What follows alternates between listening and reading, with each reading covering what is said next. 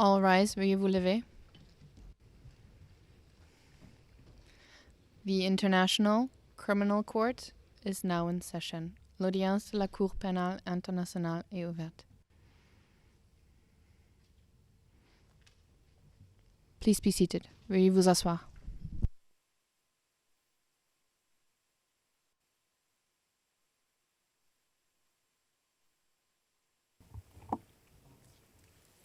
Bonjour à tous. Je souhaite la bienvenue à tout le monde à l'intérieur et à l'extérieur de ces salles d'audience. Madame la greffière d'audience, veuillez annoncer l'affaire. Good morning, Madam President. La greffière d'audience, bonjour Madame la Présidente, Mesdames les juges. Il s'agit de la situation en République des Philippines dans l'affaire Le Procureur contre Rodrigo Roa Duterte, référence de l'affaire ICC 0121-0125. Et au fin du compte-rendu, je précise que nous sommes en audience publique. Merci beaucoup. Je demande aux parties et participants de confirmer que les personnes présentes dans la salle d'audience sont les mêmes que lors de l'audience de mardi. Monsieur le procureur adjoint. Bonjour Madame la Présidente, Mesdames les juges. Le bureau du procureur est effectivement représenté par les mêmes personnes avec un ajout. Monsieur Aido Duc, associate trial lawyer, et Madame Emma Norton, associate trial lawyer, et moi-même qui suis revenu après un petit moment d'absence. Merci. Merci beaucoup, Monsieur le procureur adjoint. Les représentants légaux des victimes, Maître Massida. Bonjour Madame la Présidente, Mesdames les juges. Nous sommes dans la même composition que le lundi. Pas le mardi, mais le lundi. Merci beaucoup. Merci beaucoup, Maître Massida. Nous pouvons maintenant entendre la défense, Maître Kaufmann. Bonjour Madame la Présidente, bonjour Madame la juge. Nous avons la même composition comme le mardi.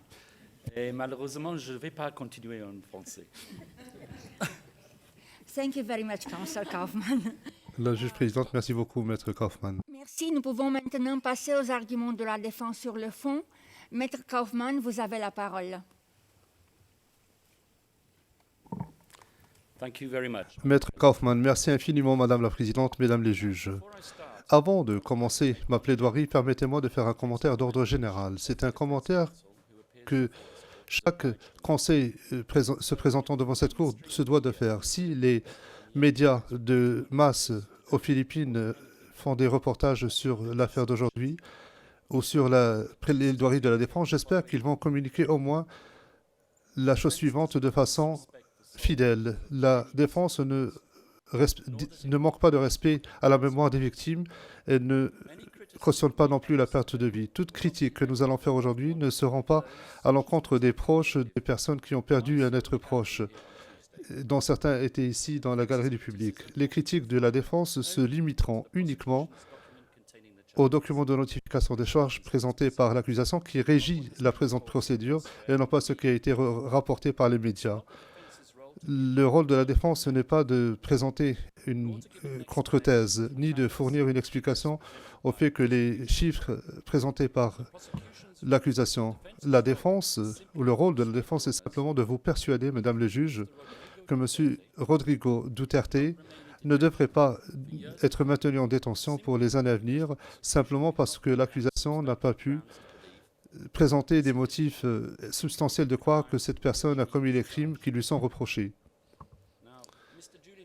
Monsieur Julian Nichols a dit avec confiance l'autre jour que vous pouvez faire fi des discours de Rodrigo Duterte. Faites fi de tous les discours jamais prononcés par Duterte, a-t-il dit. Jetez-les du revers de la main. Il existera néanmoins d'autres motifs substantiels de croire qu'il a commis les crimes qui lui sont reprochés. Je fais référence à la transcription T4. Effectivement, ce sont des conseils très judicieux de la part d'un procureur, car nous allons démontrer que les éléments de preuve ne sont pas substantiels, plutôt ils sont insuffisants. Mais quoi qu'il en soit, puisque je ne vais pas lésiner sur les moyens, je vais aborder la question des discours. S'il y a une chose que j'ai apprise de la couverture médiatique nationale de cette affaire, c'est que les journalistes et les rédacteurs ont tendance à se focaliser sur les éléments salaces des discours d'une personne, tout en ignorant les parties moins intéressantes. Et il en fut de même pour Rodrigo Duterte. L'accusation a eu l'occasion de vous présenter un florilège de ces discours et semble croire que plus ils en montrent, plus leurs chances sont élevées de convaincre, mesdames les juges, de confirmer les charges. Or, ce que l'accusation n'a pas dit au public, c'est que dans son document de notification des charges, qui régit la présente procédure et rien d'autre, l'accusation n'a fourni que 20 de ces discours comme preuve d'une intention criminelle. Et comme je l'ai mentionné dans ma déclaration liminaire, 10 de ces discours, dont 2 mentionnés par le procureur adjoint, contiennent en réalité une exhortation à l'usage de la légitime défense légale. Par la suite, nous avons trouvé 35 autres discours qui se retrouvent à l'onglet 9, 11 à 26, 29 à 35, 37 à 41, 43 à 46, 137 et 152. Évidemment, il ne s'agit pas d'une compétition, c'est-à-dire que se fier au discours de l'ancien président pour prouver une intention criminelle est impossible. Je voudrais revenir à un discours que j'ai évoqué l'autre jour. J'avais promis de vous le montrer. Il s'agit du deuxième discours que le procureur adjoint a évoqué dans sa déclaration liminaire. Et il est question de la responsabilité de M. Duterte qui avait dit qu'il promettait de protéger les officiers de la police de toute poursuite. Et je vais donc vous citer ce que le procureur adjoint a cité. Je dois croire donc l'histoire de la police parce que ce sont mes subordonnés et c'est moi qui suis en définitive responsable de leurs actes. Regardons maintenant ce que le procureur adjoint n'a pas cité, n'a pas extrait du même discours. Et l'ordre est tout simplement celui-ci. Allez-y, arrêtez-les si vous pouvez, mais s'il n'y a pas de méthode pacifique de le faire et que on vous oppose une résistance violente, mettant votre vie en péril, eh bien, vous tirez sur les fils de pute. Ce sont les propos de M. Duterte, évidemment, mais c'est une exhortation à utiliser la légitime défense. Examinons maintenant un autre discours qui a été évoqué dans le mémoire de préconfirmation sur la question de la protection accordée aux agents de police. Et je cite, PHLOTP 0000 1127, page 5. Et je cite, « Mais si vous faites votre devoir, ne vous inquiétez pas de poursuites éventuelles. Je vais vous protéger, croyez-moi. C'est pourquoi je vais les protéger. Et si quelqu'un doit aller en prison, c'est bien moi. C'est moi qui porterai le chapeau, exclusivement. » Examinons maintenant l'élément à décharge qui arrive juste après cette citation, prétendument à charge. Il a dit, mais faites les choses de façon acceptable. Nous vous protégerons si votre vie est en danger. Vous êtes ici pour exécuter la loi. C'est tout. J'en arrive maintenant à un des discours que nous avons trouvé dans notre recherche, donc un des 35 discours que l'accusation n'a pas trouvé. Et j'arrêterai là-dessus parce que nous vous renvoyons à d'autres discours dans les onglets. C'est un discours à décharge que l'accusation n'a tout simplement pas mentionné ou l'a ignoré parce qu'elle ne concorde pas avec sa thèse. C'est un discours qui a été prononcé au tout début de la présidence. On aurait pu dire que ça donnait le temps à la présidence de Duterte. M. Duterte a dit ceci, « Je leur ai promis, je vais réprimer la criminalité, je vais prendre le contrôle de la situation des stupéfiants qui fait des ravages dans notre pays. Détrempez-vous. Je répète encore une fois pour la gouverne de tous, ne tuez pas si votre vie n'est pas en péril. » Et il poursuit, donc vous pouvez voir à l'écran ce qu'il dit.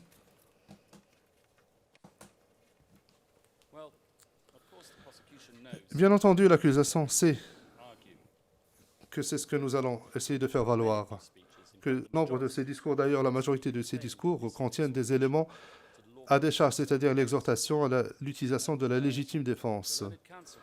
Mon contradicteur, M. Edouard Jérémy, pour l'accusation, a essayé de contourner le problème en inventant ce concept novateur de la bouche élastique, qui tient un double discours. Donc, d'un côté émane la vérité désagréable et de l'autre côté, on tient prétendument des discours prétendument trompeurs sur la question de la légitime défense de la police. Mais je vous pose la question, mesdames les juges, et au peuple philippin qui écoute aujourd'hui. Combien de fois est-ce que vous avez entendu l'ancien président déclarer au début de chaque discours, quel qu'il soit, qu'il avait préparé un discours de 2 pages, mais à son regret, cela ne venait pas du cœur. Après quoi, il se perdait en digression, parfois pendant 1 heure ou plus, dans son langage unique, truculent et croustillant, en exposant ses théories bricolées sur le contrôle du crime, en jurant un peu ici, en se vantant un peu là, et en général, en prononçant un discours plus proche de Finnegan's Wake que du discours de Gettysburg. Cela ne suggère pas la langue fourchue ni le subterfuge évoqué par M. Jérémy, bien au contraire. Le double discours ou la théorie du double discours évoquée par M. Jérémy est une supposition, est une hypothèse, car cela suppose qu'on ne peut pas croire ce qui sort de la bouche de M. Duterte. Et cela ne conforte pas la thèse de l'accusation du tout. Voilà, pour ce qui concerne les discours. J'en arrive maintenant aux crimes contre l'humanité et les éléments contextuels. Et là, d'emblée, j'aimerais parler des exigences que les actes de meurtre allégués soient commis dans le cadre de ou qu'ils constituent en eux-mêmes une attaque généralisée ou systématique. La seconde exigence est que ces actes de meurtre soient dirigés contre une population civile. S'agissant de l'exigence unique de la CPI en matière d'existence de politique organisationnelle, permettez-moi de dire que ce concept a été confondu avec le plan commun et que, en tant que tel, j'aborderai la question plus tard dans mes plaidoiries. Alors, pour commencer, pour faire référence à la question de la nature généralisée ou systématique de l'attaque, je voudrais attirer votre attention, mesdames les juges, sur le fait que le chef numéro 1 contient 9 meurtres dans une ville, à savoir Davao, loin d'être généralisé. Madame Robin Croft, dans sa présentation pour le compte de l'accusation, mardi, vous a dit que la nature généralisée du chef numéro 1 était la preuve de la multitude de corps dans une carrière, une fosse commune. Or, l'accusation et les autorités nationales ont eu des années pour diligenter des enquêtes et depuis la délivrance du mandat d'arrêt, ils auraient pu déterrer toute la ville de Davao. Mais tout ce qu'ils ont réussi à faire, c'est faire référence à la référence d'une sénatrice, la sénatrice Leila de Lima, devant un comité sénatorial. On aurait pu trouver des os quelque part qui auraient pu appartenir à des soldats japonais de la Seconde Guerre ou à des chiens. Il en va de même pour l'affirmation farfelue d'un autre témoin qui aurait dit que des corps auraient été jetés en mer au large de Davao. Ils auraient pu draguer tout le golfe, mais aucun cadavre gonflé n'a refait surface. Quant au chef d'accusation numéro 2 et 3, Mme Croft nous a montré des cartes avec des points colorés pour indiquer l'ampleur et la répartition géographique de ce que l'accusation allègue, évidemment sans apporter de preuves, sans prouver qu'il s'agissait d'exécutions extrajudiciaires non comprises dans les 49 incidents. En effet, pour cette raison, rien n'établit le lien entre les incidents incriminés à l'ensemble du tableau. De l'avis de la Chambre d'appel, qui a confirmé une décision de la Chambre préliminaire sur la question dans l'affaire Gbagbo, écriture numéro 432, au paragraphe 35 et 36, toute allégation factuelle en dehors des incidents incriminés, en l'occurrence des masses d'exécutions extrajudiciaires alléguées de manière générique, doivent être prouvées selon les normes d'administration de la preuve requise. Et pour cela, les rapports d'ONG, les statistiques d'universitaires et de chercheurs, les articles médiatiques sont en règle générale considérés comme insuffisants. Madame Croft a également diffusé des images issues du rapport PDEA de l'administration Duterte pour les années 2016-2019. Je vous demanderai de bien vouloir l'afficher à l'écran, lequel rapport cite des chiffres sur le nombre de décès de personnalités liées au milieu de la drogue dans des opérations antidrogue, sans pour autant prouver qu'elles ont été assassinées illégalement. Elle a omis de contextualiser ces chiffres en se référant à d'autres parties du même rapport qui montrent que, par comparaison avec le nombre d'arrestations et d'opérations menées, les chiffres relatifs aux décès sont minimes. Auriez-vous l'obligeance de montrer un graphique à barre que nous avons préparé avec les chiffres, ainsi qu'un graphique circulaire avec les pourcentages? Donc, si je peux me permettre de conclure, la seule chose qui est largement répandue ici, ou plutôt répandue largement, c'est l'utilité des statistiques présentées par l'accusation. J'en arrive maintenant à la population civile ou à la cible de l'attaque. Permettez-moi de dire d'emblée et sans embâche que la thèse de l'accusation, en ce qui concerne la définition de la population ciblée, est que, pour dire les choses très poliment, confuse. En termes simples, l'accusation a pris ses risques en présentant deux propositions parallèles ou alternatives, espérant que votre chambre préliminaire se contentera de l'une d'elles.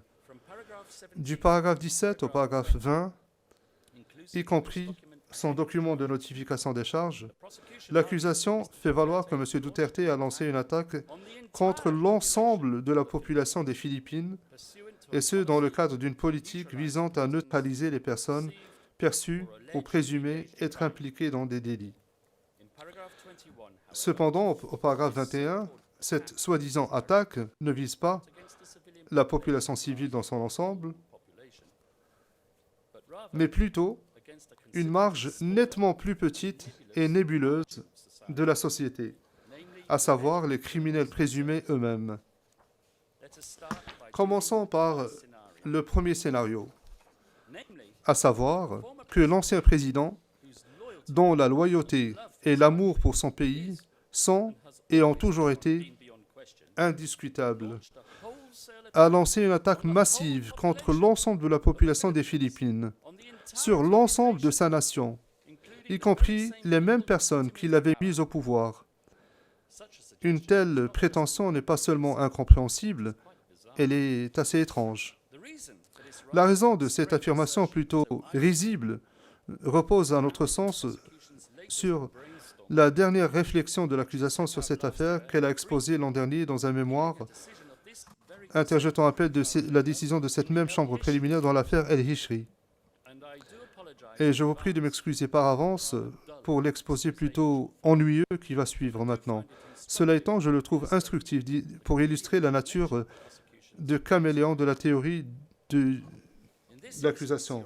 En l'occurrence, les juges de la chambre préliminaire ont conclu que la population civile attaquée par El Hishri était composée de détenus de prison professant une certaine idéologie politique.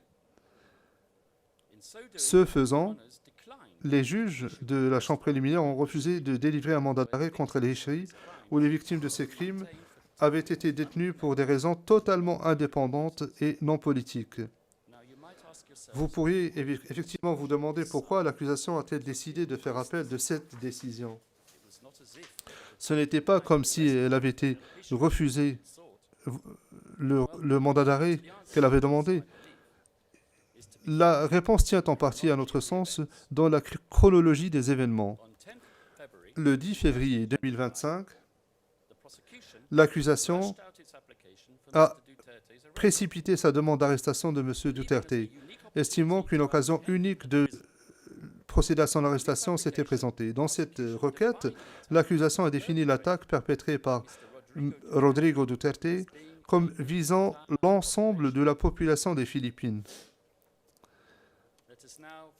Projetons-nous un petit peu jusqu'au 10 juillet 2025 maintenant. La chambre préliminaire, cette même chambre préliminaire, a ordonné l'arrestation de Khaled al-Hishri pour une attaque contre une population civile objectivement identifiable de détenus, sans trouver aucune justification à le soupçonner de crimes commis contre un sous-secteur distinct de cette population présentant des caractéristiques distinctes de celles de la population générale. Alors, comme vous pouvez l'imaginer, l'accusation n'a pas apprécié cette décision et s'est empressée d'en faire appel. Je ne dirais pas par réelle préoccupation pour la pureté du droit international humanitaire, mais plutôt parce que cela a mis des clés dans le cadre de l'affaire Duterte, c'est-à-dire la seule autre affaire active qu'elle poursuit devant cette Cour. Après tout, si nous appliquons la logique découlant de votre décision dans Al-Hishri à la thèse de l'accusation dans l'affaire Duterte, du moins telle qu'elle était au 10 juillet 2025, alors des prétendus trafiquants de drogue et criminels présumés seraient considérés comme un sous-groupe distinct défini subjectivement de la population civile philippine générale, présentant des caractéristiques différentes et, en conséquence, exclus comme cible de l'attaque. Alors, 8 jours se sont écoulés entre cette décision prise par votre Chambre et la notification de la version confidentielle du mémoire de préconfirmation de l'accusation le 18 juillet de l'année dernière. Et je suis prêt à parier que, tout en tentant de faire appel de la décision El-Hishri, les gourous du dernier étage du bureau du procureur discutaient aussi frénétiquement de la manière de gérer cette mouche gênante dans leur onguent conceptuel. Ils ont dû trouver un moyen d'accommoder la décision de cette chambre préliminaire sans compromettre le rappel. Ainsi, et voilà, sans grande surprise, le mémoire préliminaire contient une nouvelle caractéristique, à savoir le deuxième scénario auquel j'ai fait référence tout à l'heure. C'est-à-dire que la cible de l'attaque n'était pas le peuple philippin dans son ensemble, mais les présumés trafiquants de drogue et criminels. Aujourd'hui, même si l'ancien président avait promulgué une politique organisationnelle tendant à éliminer les criminels présumés et les trafiquants de drogue, ce qu'il n'a absolument pas fait, cette politique ne constituait pas et ne pouvait pas constituer une attaque dirigée contre une population civile clairement définissable.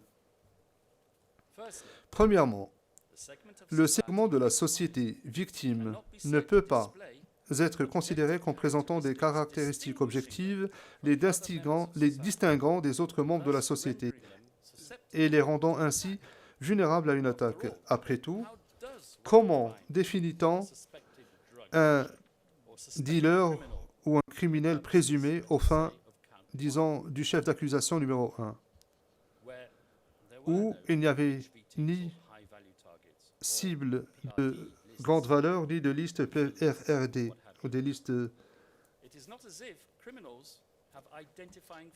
criminels. Ce n'est pas comme si les criminels présumés avaient des caractéristiques distinctes telles qu'un regard défini, un regard louche, ou une ombre de 5 heures, ou un sac marqué swag. En d'autres termes, la définition de trafiquant de drogue présumé ou criminel présumé implique l'exercice de la discrétion de la part du coupable qui met en œuvre la politique organisationnelle. C'est un concept qui évolue et qui connaît une mutation. C'est une détermination subjective. À notre sens, il doit y avoir, au minimum, une caractéristique objectivement discernable qui unit les membres du groupe ciblé afin qu'ils puissent être considérés comme une population civile aux fins de l'attaque. Même en laissant la détermination de l'appartenance à une population civile aux personnes qui ont appuyé sur la gâchette de côté, cela introduit un certain degré de sélection aléatoire. Et comme cité assez clairement dans la décision de confirmation d'Al-Hassan, au paragraphe 149, l'accusation doit prouver que l'attaque n'était pas dirigée contre un groupe restreint de personnes sélectionnées de manière aléatoire. Cette décision, Madame la Présidente, était une expression de la loi telle qu'elle existe et telle qu'elle est en vigueur depuis de nombreuses années.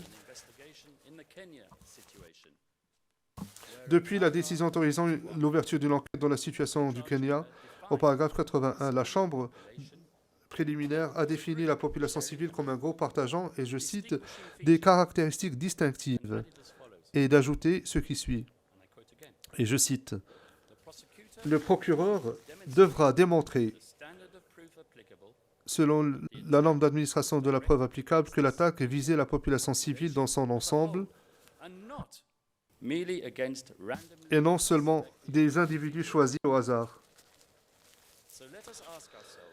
Dès lors, on peut se poser la question de savoir si l'attaque présumée dans l'affaire qui nous intéresse visait la population dans son ensemble ou un sous-groupe subjectivement défini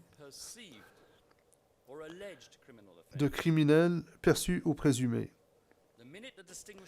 Dès que les caractéristiques distinctives de la population civile en question sont définies par l'application de critères subjectifs, le processus de ciblage devient totalement aléatoire. Les civils ciblés sont perçus comme des criminels. Mais par qui? N'est-il pas vrai que le criminel méprisable de l'un est le saint juste d'un autre? En fait, n'avons-nous pas entendu de la société civile que beaucoup de victimes n'étaient pas des dealers ou des criminels, mais des membres innocents de la communauté locale? À mon sens, et logiquement, il semblerait que la population ciblée dans l'affaire Duterte a été sélectionnée au hasard, et ce même selon les témoins de l'accusation eux-mêmes, qui évoquent des quotas de neutralisation à respecter et leur motivation pour la sélection des cibles qui n'avaient souvent rien à voir avec une criminalité présumée, mais plutôt une sorte de vendetta personnelle ou, à une occasion, parce que la victime avait triché aux cartes.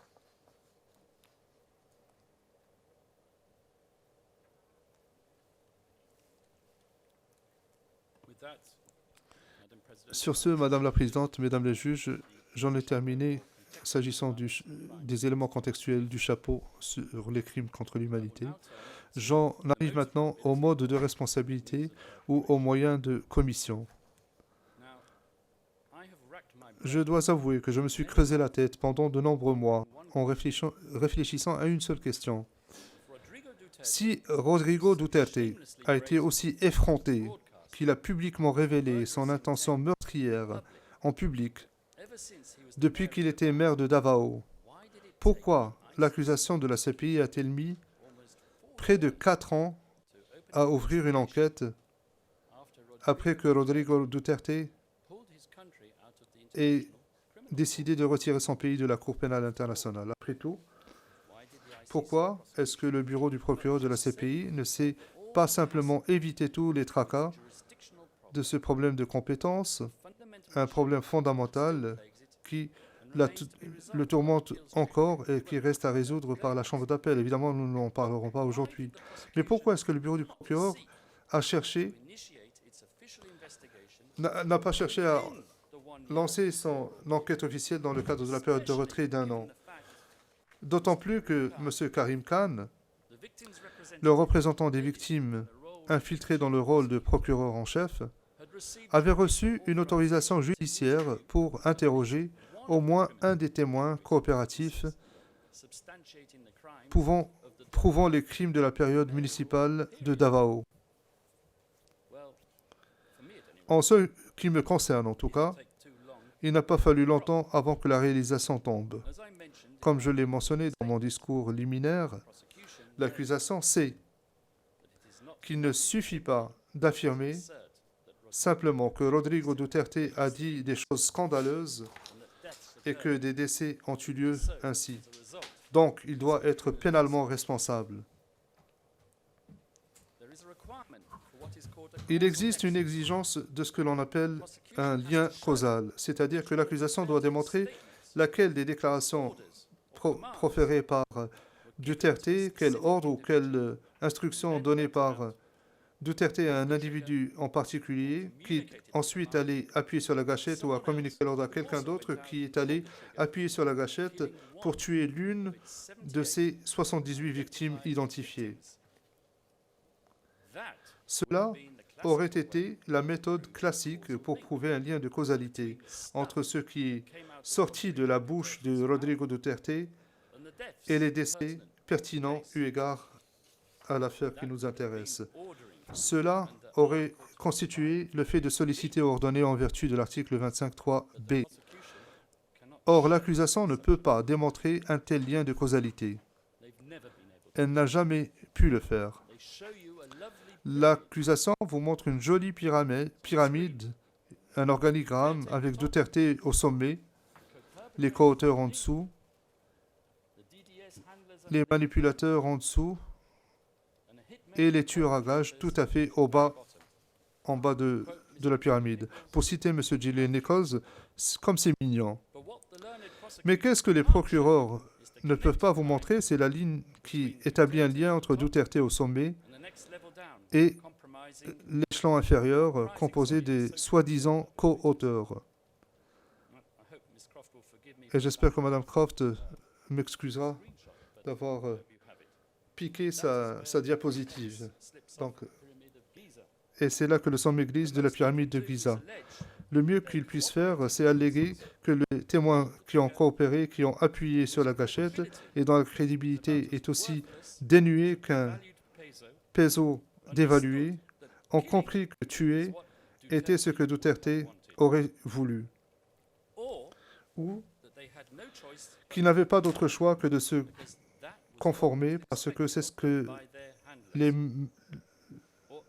leurs supérieurs attendaient d'eux, ou d'autres expressions similaires d'un sens totalement subjectif de l'obligation.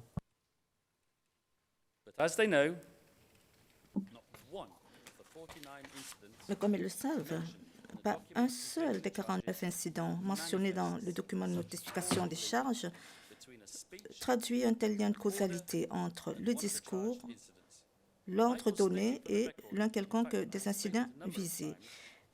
Je l'ai dit pour le procès-verbal et je le dirai encore tout au long de mes soumissions, il n'y a pas de preuve irréfutable en l'espèce et ce n'est pas faute pour le procureur d'avoir essayé d'en trouver avec toutes les questions dirigées qu'ils ont soumises aux témoins.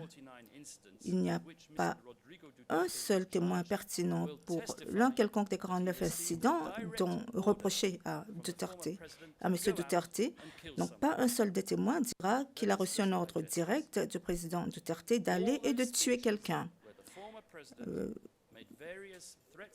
Réfléchissons ensemble. Tous ces discours dans lesquels l'ancien président a proféré des menaces de tuer,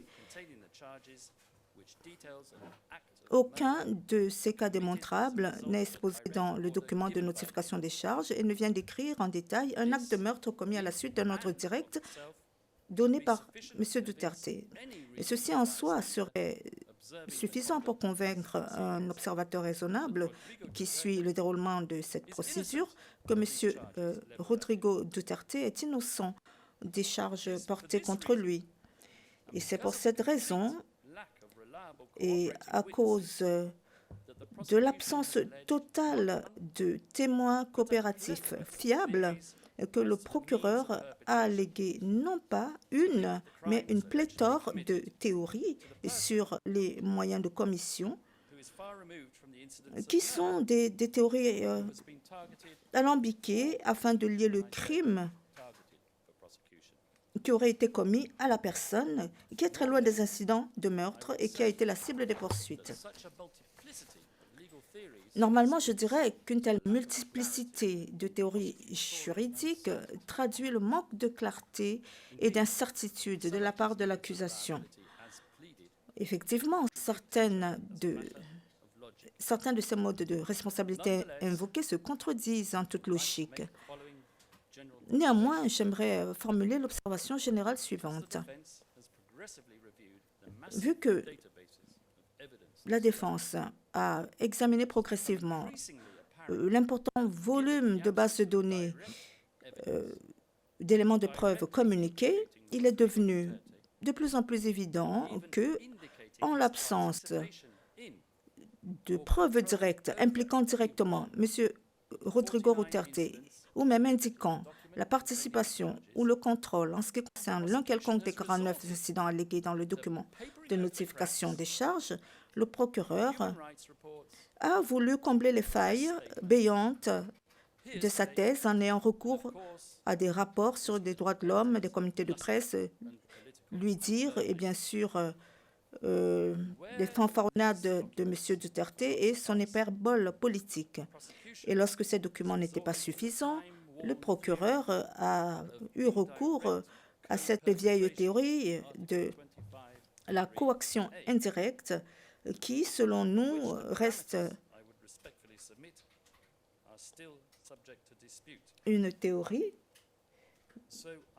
Donc, la coaction indirecte relevant de l'article 25.3a, dont les paramètres sont encore contestés. Je vais maintenant passer au mode de responsabilité retenu contre M. Duterte. Comme nous le savons, pour établir la responsabilité pénale par le truchement de la coaction indirecte, il faut établir l'existence d'un plan commun auquel le suspect, car on a besoin de co-auteurs directs et co-auteurs indirects, donc auquel le suspect et ses co-auteurs ont convenu d'adhérer. Et ce plan commun doit, sans exception, comporter un élément de criminalité. Comme je l'ai déjà dit, le seul plan en jeu et qui n'est pas tout simplement totalement légitime de par sa nature, mais était largement soutenu par l'électorat philippin et qui a assuré au maire, à la gouvernance, qui a garanti la gouvernance du maire Rodrigo Duterte à Davao pendant toutes ces années et l'a ensuite porté à Malacanan. Selon le procureur, le plan commun criminel a été formulé comme suit, et je cite ce qu'ils ont dit eux-mêmes, ce que l'accusation a dit. Il s'agit d'un accord visant à neutraliser les criminels présumés aux Philippines, y compris ceux associés au trafic de drogue, par le biais de crimes violents, notamment le meurtre. Je vois qu'ils ont couvert toutes les options. L'existence d'un tel plan criminel est bien sûr complètement absurde. Et je dois dire que nous nions totalement un tel plan. Je dirais même que le procureur ne peut pas indiquer à un moment précis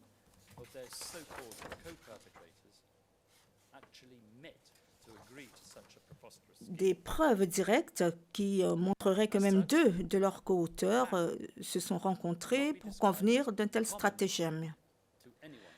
Ainsi, le plan ne peut pas être décrit comme étant commun pour personne. À tout le moins, il s'agirait d'un concept artificiel tiré des 10 assertions énoncées au paragraphe 24 à 33 inclus du mémoire de préconfirmation de l'accusation. Ces assertions comprenant toutes des preuves circonstancielles de la plus faible qualité, indiquant un plan mutuellement convenu qui n'existe que dans l'esprit du procureur et nulle part ailleurs. Bien sûr, il n'y a rien de mal à déduire l'existence d'un plan criminel commun des données circonstancielles. Mais la règle d'or d'une telle catégorie de preuves est que les faits à charge qui en découlent doivent être la seule conclusion qui puisse être tirée des circonstances. Mais nous ne pouvons pas le dire avec un degré de certitude avéré. Et lorsque nous analysons les circonstances, nous nous disons qu'aucune décision, aucune conclusion ne peut être tirée des auteurs. Et j'aimerais ici vous donner une sélection des extraits des entretiens d'un certain nombre de témoins coopératifs de l'accusation.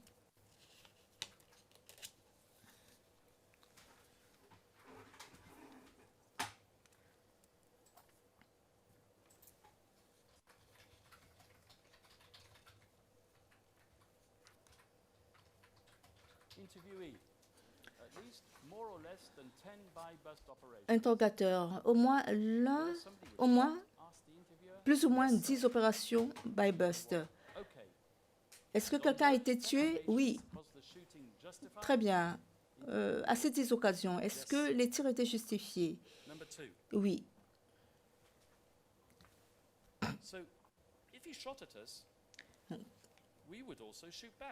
S'il nous tire dessus, nous allons riposter. Mais s'il devait nous poignarder avec un couteau, alors nous ne le ferions pas. Nous n'allons pas tirer sur une personne qui tient un couteau. Un autre témoin a dit, la PNP n'a jamais dit tuer ces personnes. Une autre citation, de ce dont je me souviens de ces incidents auxquels j'ai assisté, toutes ces personnes avaient des armes à feu, ils les braquaient sur les vendeurs-acheteurs, ils pointaient leurs armes sur les vendeurs-acheteurs. C'était des opérations auxquelles j'ai assisté. La raison pour laquelle ils ont été tués, c'est parce qu'ils braquaient leurs armes ou ils tiraient sur les vendeurs-acheteurs. Analysons les autres circonstances énoncées au paragraphe 24 à 33 inclus pour voir si un accord entre les co-auteurs est effectivement la seule inférence raisonnable qui puisse être tirée des circonstances. La première indication, c'est que vers la fin des années 80, à savoir 20 ans avant les charges visant l'espèce, le maire Duterte aurait donné pour instruction à des civils fidèles et à la police locale de neutraliser, et j'insiste sur le terme neutraliser et non pas tuer, des criminels, comme indiqué dans le mémoire de préconfirmation. Et il a fourni des armes et des financements à cet effet. Et je dirais qu'il n'y a rien de mal à fournir des armes aux policiers ou aux civils volontaires pour qu'ils s'acquittent de leurs fonctions, les fonctions que leur confère la loi. C'est ce qui se passe dans mon pays. Le procureur n'a pas démontré qu'armer des volontaires civils est illégal. Et la charge de la preuve lui incombe. Après tout, on ne peut pas combattre le crime avec des mots gentils et des avertissements légers. Le fait que les civils conscrits ont compris les termes neutralisés, ou le terme neutralisé comme voulant dire assassiner, n'est pas quelque chose que l'on puisse reprocher à M. Duterte et pour lequel il doit être tenu pour responsable. Croyez-moi, sur l'un des témoins de l'intérieur peu fiables qui ont été les assertions faites au paragraphe 24 du mémoire de préconfirmation avait dit que Duterte leur avait donné l'ordre direct de commettre des meurtres. Les avocats de l'accusation l'auraient écrit noir sur blanc dans les charges, point barre, mais ils ne l'ont pas fait. En conséquence, les allégations concernant les activités des soi-disant escadrons de la mort, formulées bien avant les incidents visés et qui ne rentrent pas dans le cadre temporel de l'affaire, constituent donc un schéma indiquant une prédisposition des criminels à commettre le meurtre. Nous avons également des allégations concernant les escadrons de la mort, auparavant appelés Lambada Boys, qui ne sont pas pertinentes pour établir l'existence d'un plan commun. Et un tel plan n'était pas le fait qu'un tel plan était commun aux 8 co-auteurs mentionnés dans le document contenant les charges et publié quelques jours avant l'audience de confirmation dans une version moins caviardée. Alors, je vais penser comme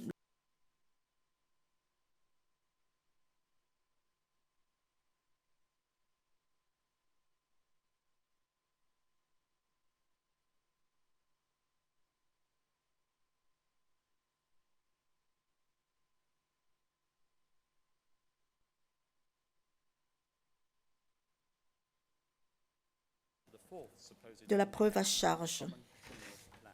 Je passe maintenant à l'indice présumé d'un plan criminel commun tel qu'exposé au paragraphe 27. Donc, il y est dit que le même jour que l'ancien président a nommé Ronald De La Rosa Bato comme chef de la police nationale philippine, De La Rosa a publié une circulaire de commandement pré-rédigée, CMC numéro 16 de 2016, le 1er juillet de cette année-là, lançant officiellement la campagne nationale anti-drogue illégale en exécution ou pour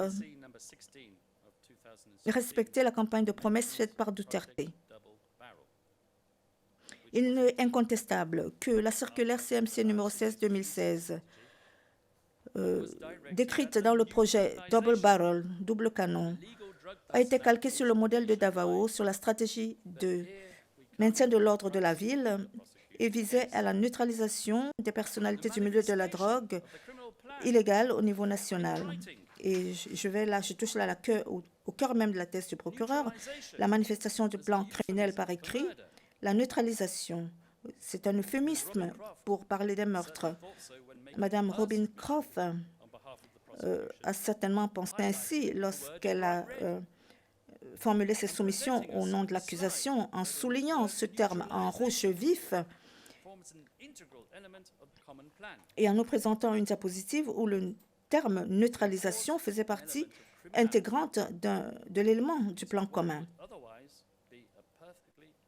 Mais introduire un élément de criminalité dans ce qui serait un document juridique parfaitement anodin, le procureur a recours à des discussions, à des interviews, à des discours prononcés par Ronald De La Rosa 1 ou 2 jours après sa nomination au poste de chef de la police philippine. Par exemple, il s'est fondé sur un entretien, note de bas de page 136 du mémoire de confirmation. De La Rosa explique comment est-ce que l'opération Tocan signifie frapper, plaider, était totalement une opération policière légitime. Les citations sur lesquelles s'appuie le procureur pour conclure que l'opération Tokang avait un modus operandi criminel sont sorties de leur contexte de manière scandaleuse. Donc, je vais citer une question-réponse tirée d'un entretien avec les médias sur lequel le procureur se fonde au paragraphe 27 pour établir que De La Rosa, lorsqu'il parlait d'instiller la peur dans les cœurs des consommateurs de la drogue, proposait en réalité une politique qui n'avait rien de criminel et qui était totalement favorable au principe fondamental de la défense, à savoir qu'il ne fallait recourir à la force létale qu'en situation de légitime défense. Et je cite, question. Monsieur, vous avez parlé d'instiller la peur. Lorsque vous instillez la peur, comment assurez-vous, comment veillez-vous à ne pas violer les droits de l'homme? Réponse. Bonne question. Nous veillerons à ce que les procédures opérationnelles de la police soient suivis dans chaque opération légitime de la police.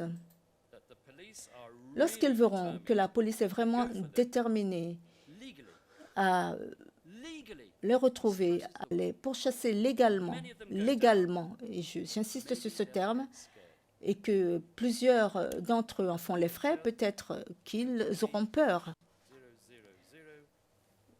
Code OTP 000-16403, page 13.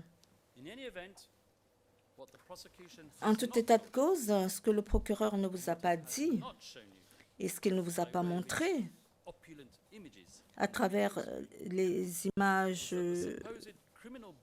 opulentes, somptueuses, affichées à l'écran, c'est que le prétendu plan directeur criminel énoncé dans la circulaire de commandement 2016 est totalement annulé par le contenu du document lui-même. Donc, examinons le paragraphe EF de la même circulaire de commandement, numéro 16-2016, qui dit très clairement que toutes les opérations devraient strictement se conformer et respecter les droits de l'accusé garantis par la Constitution des Philippines, ainsi que par le droit international et les droits de l'homme. Pourquoi, je vous le demande, pourquoi M. Edward Jeremy, avocat de l'accusation, a été très éloquent dans sa présentation et n'a pas fait une capture d'écran de cette partie de la circulaire de commandement. Après tout, cette circulaire de commandement, telle que l'a présentée Mme Robin Croft, constitue l'essence même du plan criminel commun par écrit. C'est sur cette base que M. Jeremy a dit qu'il existait un plan criminel de tuer les cibles de grande valeur. Mais comme si cela ne suffisait pas, la légalité de la circulaire CMC 16 de 2016 a été réitérée 3 semaines plus tard, le 22 juillet, par la publication de la directive numéro 12-2016, directive d'enquête de la PNP, qui énonçait les politiques supplémentaires et les directives supplémentaires pour la conduite de l'opération double barrel ou double canon. Madame la Présidente, avec votre permission, on peut prendre une pause à ce stade. Si vous pouvez nous indiquer aussi les numéros des documents que vous avez cités, ça sera très bien. Oui, je le ferai, madame. Ouais. Merci beaucoup. Donc, on va prendre une pause. On va revenir à 11h30. Merci beaucoup. All rise, veuillez vous lever.